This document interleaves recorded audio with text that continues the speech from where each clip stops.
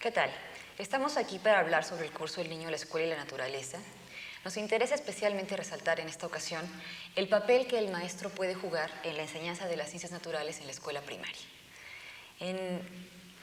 En su trabajo cotidiano, los maestros realizan numerosas acciones encaminadas a la enseñanza de diversos contenidos.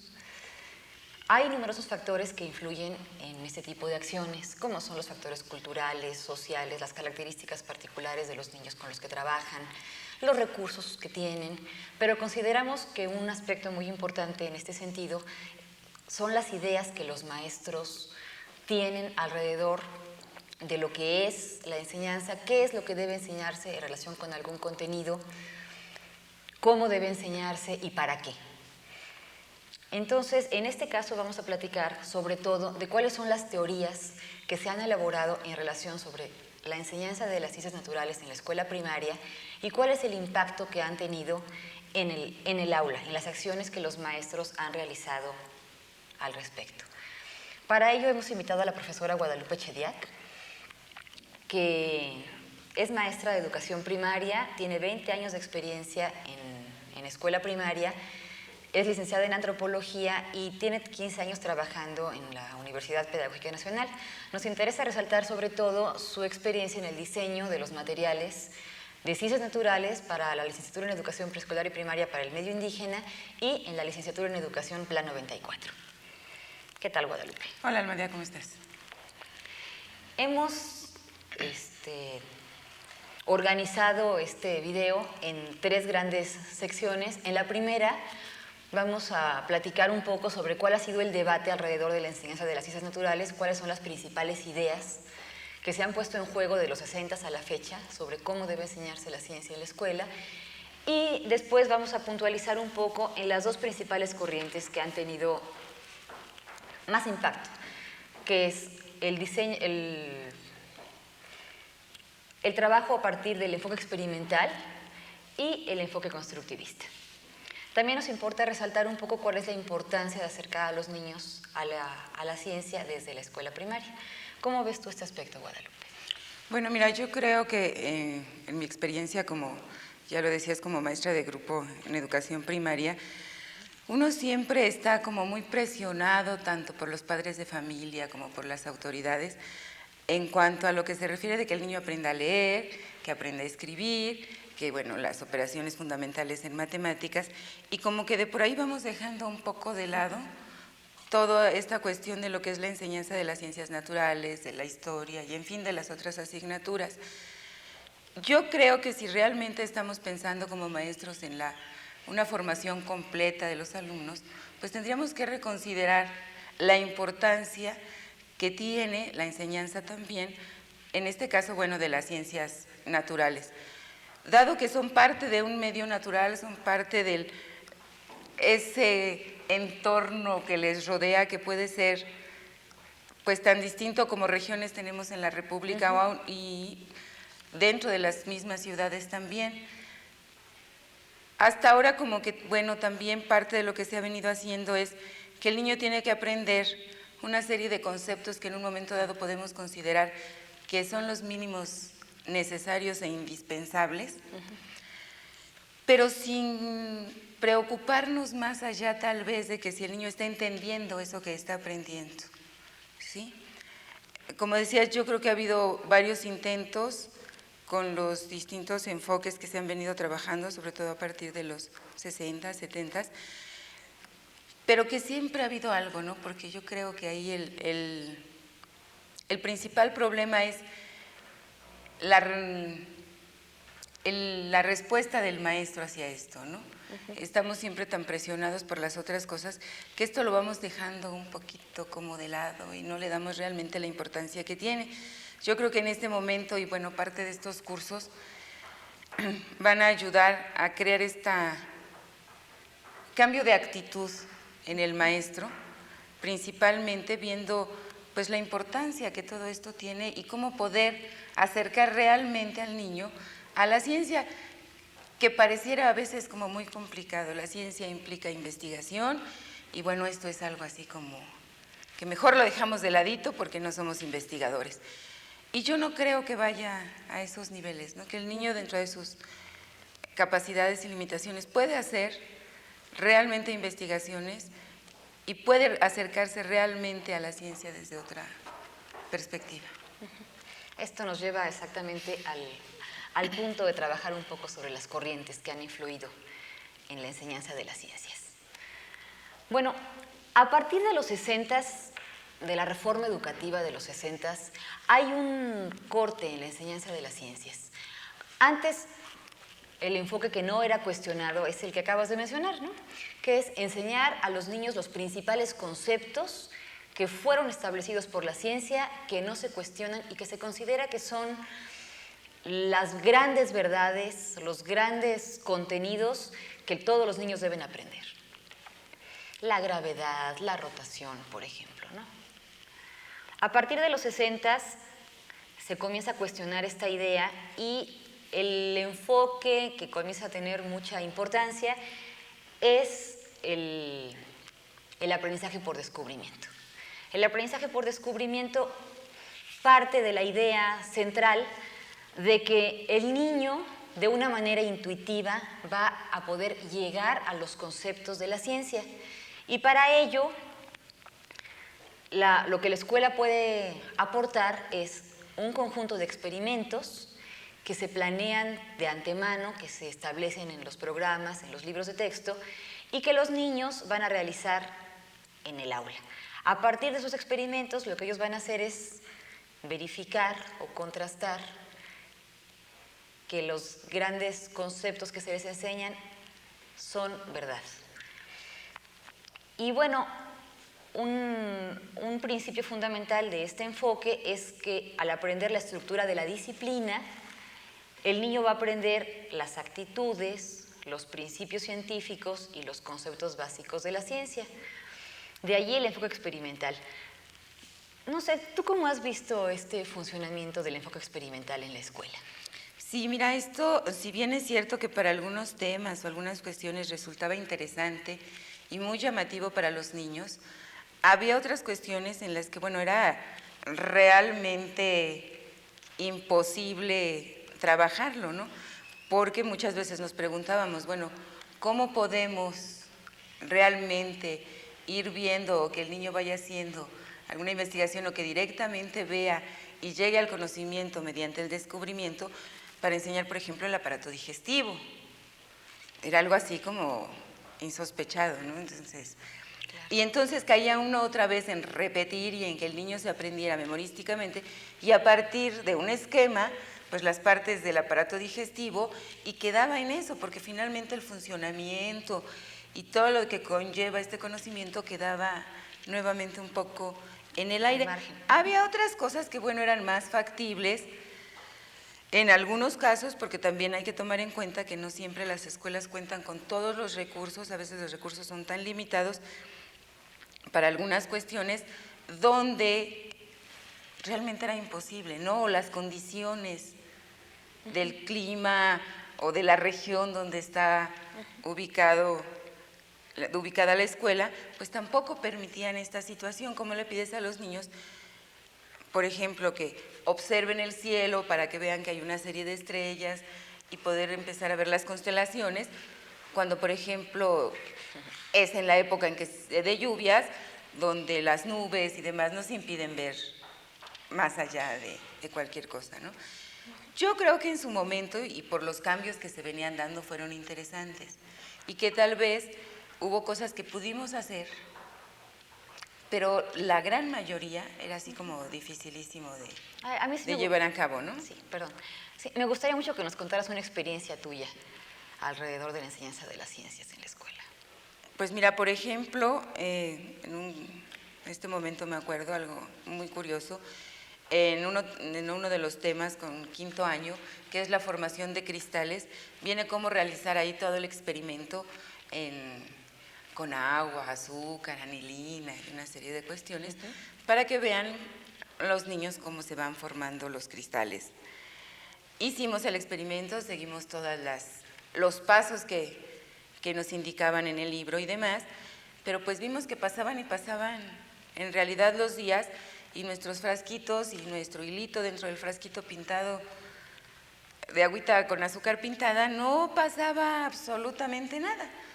Entonces, en ese momento la formación de cristales quedó en la información que nos daba el libro de texto, lo que pudimos consultar en algunas enciclopedias o libros que llevaron los niños.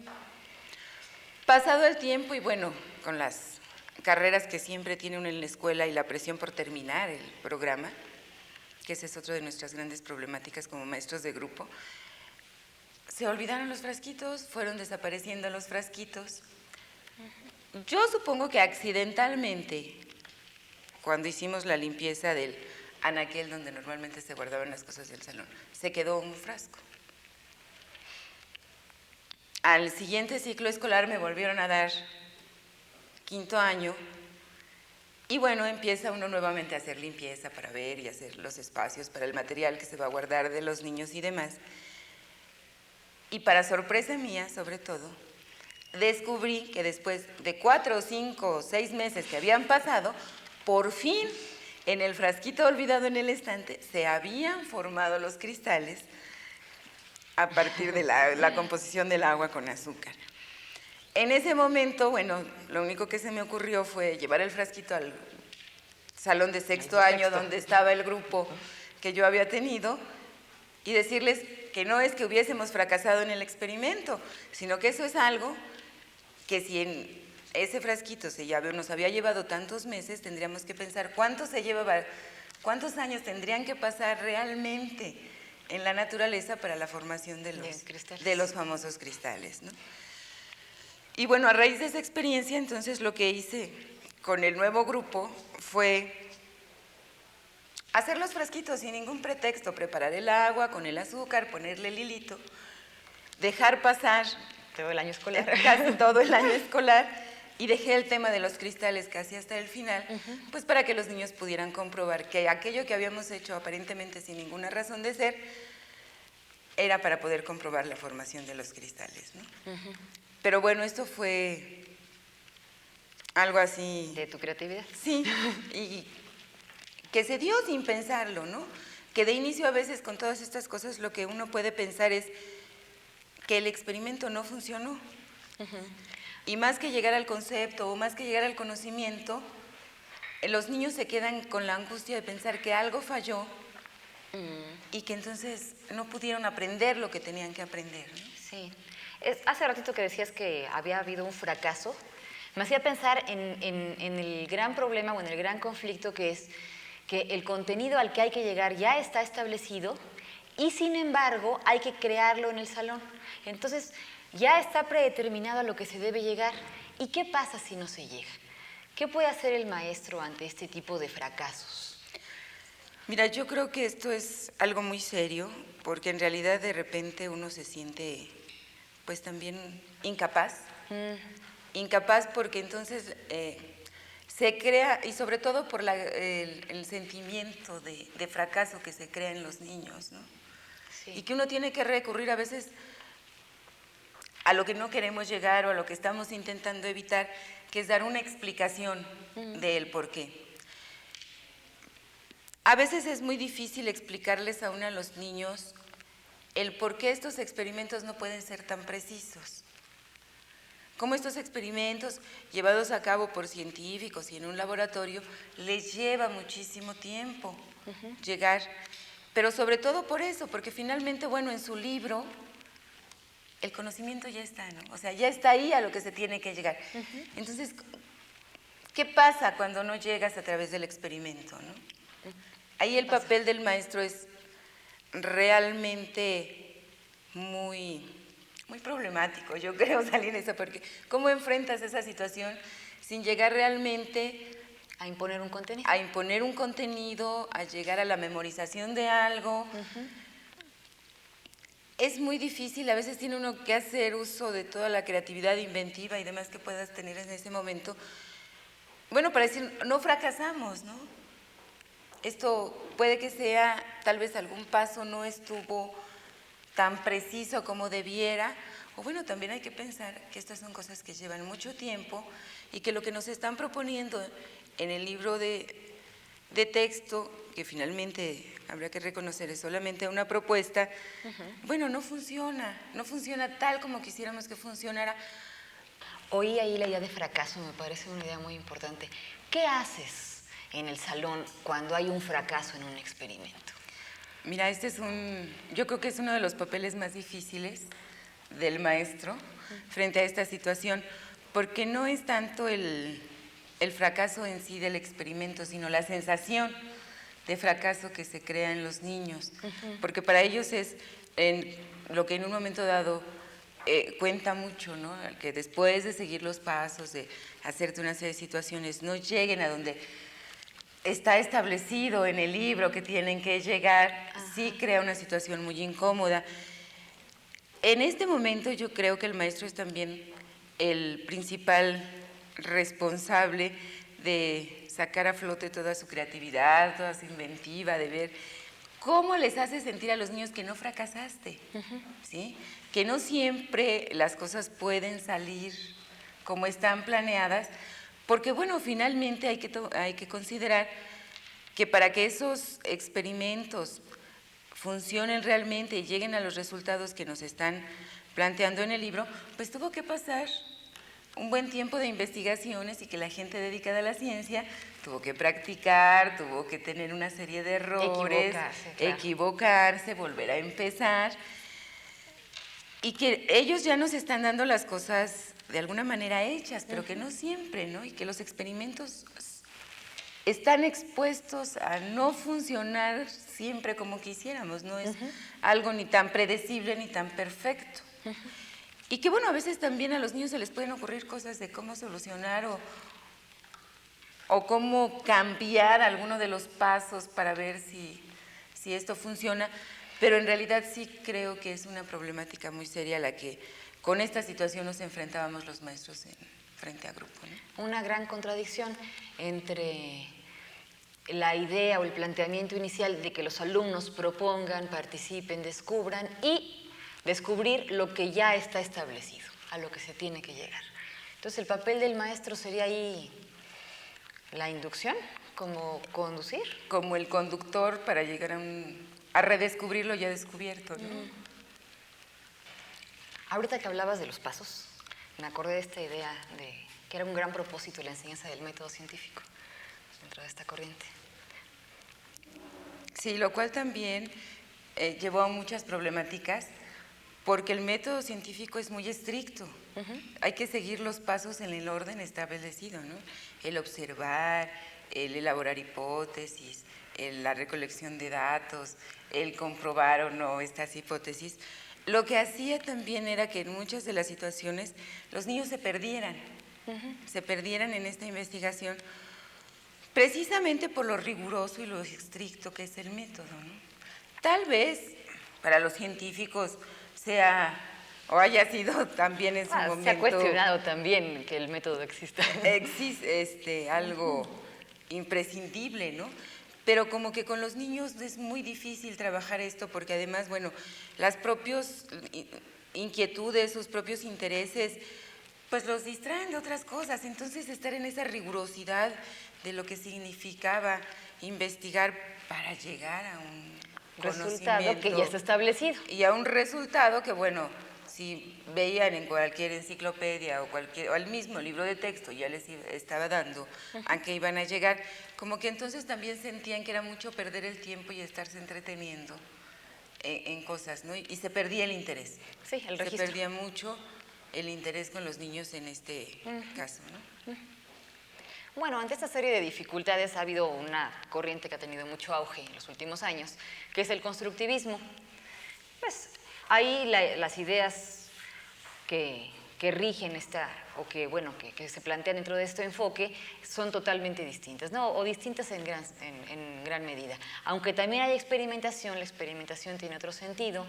Se parte de la idea de que el conocimiento se construye, que las ideas que los niños tienen sobre la naturaleza pueden diferir y que ellos no van a llegar espontáneamente a lo que ha sido establecido por la ciencia, y entonces el experimento tiene otro sentido. ¿Tú cómo has visto este trabajo en el aula a partir del constructivismo? Mira, el enfoque y lo que él plantea el enfoque es algo muy interesante, pero también muy difícil de llevar a cabo porque depende mucho también de la actitud que el maestro, ¿no? Insisto en que algo que es básico es la actitud del maestro, ¿no? Porque normalmente como adultos y sobre todo como maestros tendemos a decir ante la expresión de algún niño, el conocimiento de algún niño, estás equivocado, eso no es.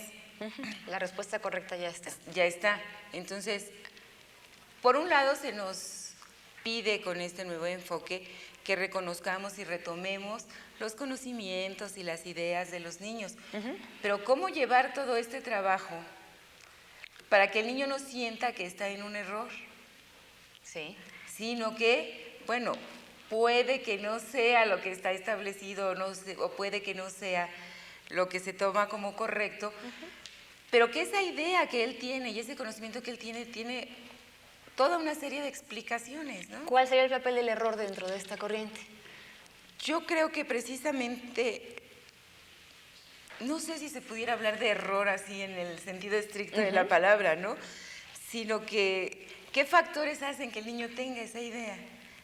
¿Y cómo interviene lo cultural, lo religioso, lo familiar, la situación en general de la escuela, ¿no? Para esto, sino más que hablar de error, yo diría que tendríamos que ir de alguna manera reorganizando todas las ideas que van proponiendo los niños para ir viendo, bueno, cuáles se van acercando y que a partir también no solamente reorganizarlas, sino qué hay en común entre una idea y la idea de un niño y la de otro, en qué difieren y buscar cuáles son, por ejemplo, las causas que originan estas diferencias o los factores también que nos llevan a las coincidencias con ellos y cómo ir manejando esto de tal manera para que el niño ahí sí vaya descubriendo o se vaya acercando de una manera, digamos, más real, pues, al conocimiento de las ciencias, aunque igual sigue habiendo temas que, bueno, no podemos comprobar si realmente funcionan así o no. Claro. E insisto mucho, por ejemplo, con el funcionamiento no solamente del aparato digestivo, como decía en un principio, ¿no? Sino del circulatorio, del respiratorio, en el que, bueno, hay películas y demás, pero que ya no es algo como que tan cercano al niño. No lo puedes observar directamente. Directamente, ¿no? Además hay un cuestionamiento desde el constructivismo a la idea de que a partir de la pura observación se va a llegar al concepto, ¿no? Que es una idea empirista. Entonces, la idea de que el conocimiento se construye llevaría a un trabajo distinto dentro del aula. ¿Cuál sería el papel del maestro dentro de este nuevo enfoque? Bueno, yo creo que aquí el papel del maestro es el de propiciar y guiar precisamente a los alumnos, ¿no? A partir de hacer preguntas muy concretas, sí, que lleven a respuestas, pues tal vez no tan concretas, porque luego los niños nos sorprenden mucho con las respuestas, pero sí preguntas que no hagan que los niños se nos pierdan en cuestiones que no van, y que a veces si sucede, bueno, es cómo atrapar aún esas ideas, porque tal vez lo que nosotros intentamos en ese momento no es lo que les esté interesando plenamente, y a partir de las respuestas sí podemos abordar un nuevo conocimiento, ¿no? Sí. Y que el niño vaya llegando. Pero yo creo que aquí el papel del maestro es el de guiar, propiciar, organizar de alguna manera, ¿no? Y la idea no sería que hay una respuesta correcta establecida a la que hay que llegar. Pues no necesariamente, ¿no? Aunque bueno, volvemos a caer, que hagamos lo que hagamos, ahí está ya a dónde queremos que el niño llegue con el conocimiento, ¿no? Pero el grado de aproximación al que se llegue variaría en función del punto de partida. Sí. O sea, no tendría que ser de una manera obligada llegar a ese contenido. Y además yo creo que algo que es muy real es como si el niño se siente parte de la clase, parte de lo que está estudiando, lo lleva precisamente a la construcción de este conocimiento de una manera más acertada y mucho más adecuada, ¿no? Entonces, en ese sentido, el planteamiento de hipótesis sería más real, digamos. Así puedo plantear una hipótesis que puede ser alternativa o incluso contradictoria con el conocimiento que la ciencia ha construido. Sí, lo que sí es que hay una participación mucho más real por parte de los alumnos, ¿no?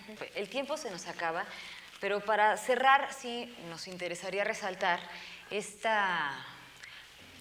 estos principios que a partir del constructivismo se han llevado al aula y que implican un trabajo distinto por parte del maestro, donde el propósito es distinto, donde es importante la generación de una actitud investigativa, donde no hay un contenido establecido al que se tenga que llegar forzosamente en un momento dado, sino que se respeta mucho más la evolución de las ideas de los niños, ¿no? Donde la idea es que las ideas de los niños evolucionen desde el punto de partida de ellos y no necesariamente llegar a algo que ya se planteó dentro del programa. No sé si nos quieres decir algo más para terminar. Algo que también es muy importante destacar es que si bien es cierto que las ideas de los niños forman una parte esencial de todo el trabajo, las ideas del maestro también tienen un papel muy importante dentro de todo esto. Muy importante.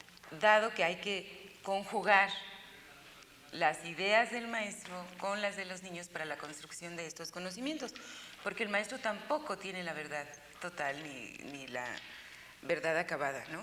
Entonces, y que el concepto o el conocimiento que se tiene de algunas cuestiones, bueno, pues también por toda nuestra formación, la cultura y todo lo que interviene, que estamos tomando en cuenta siempre por parte de los niños, también hay que reconocerlo por parte del maestro. Y yo creo que este trabajo conjunto y buscar las actividades y propiciar acciones que nos lleven a la construcción de nuevos conocimientos tendría que estar íntimamente ligado, ¿no? ¿Cuáles son mis ideas como maestro y cuáles son las de mis alumnos? Para poder realmente construir nuevos conocimientos o llegar a un conocimiento. Y en ese sentido, el trabajo del maestro sería también un trabajo investigativo. Claro. Él también tendría que desarrollar, ese sería como el gran reto, desarrollar una actitud investigativa por parte del maestro y no dar por establecido, por incuestionable el conocimiento de la ciencia, sino también permitirse esta búsqueda del conocimiento para una construcción colectiva del mismo dentro del aula. Sí, yo creo que aquí algo que es realmente importante y que nos va a dar resultados óptimos es no sentirnos como el maestro y los alumnos, sino como partes de un solo grupo de trabajo, ¿no? Y yo creo que esto funciona no solamente en las ciencias naturales, que tendría que ver con todas las materias en general, ¿no? Pues muchas gracias, Guadalupe. Muchas gracias por su atención y nos vemos en la próxima emisión.